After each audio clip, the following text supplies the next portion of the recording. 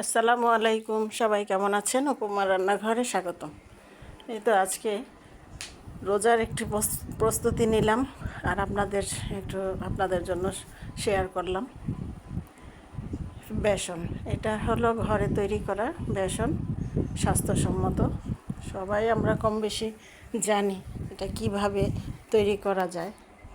এই দেখুন, নিয়ে নিলাম 250 গ্রামের মতো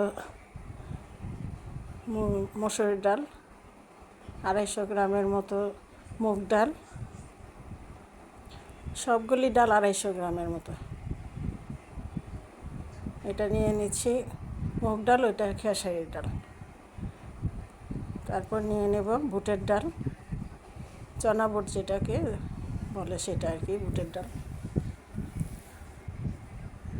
তারপর নিয়ে নিলাম আতপ চাল,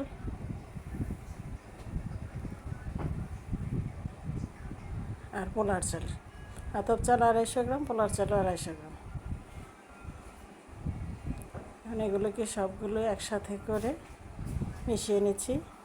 ভালো করে ধুয়ে নিতে হবে। দেখুন, ভালো করে ধুয়ে নিচ্ছি, পরিষ্কার হওয়া পর্যন্ত ধুয়ে নেব।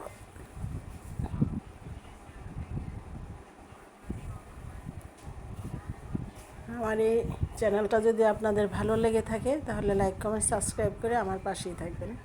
এখন এগুলোকে রোদে শুকিয়ে দিচ্ছি। 2 দিন লেগেছে আমার এটা শুকাতে। টাটকা রোদ লাগবে, এটা অনেক দিন সংরক্ষণ করা যায়।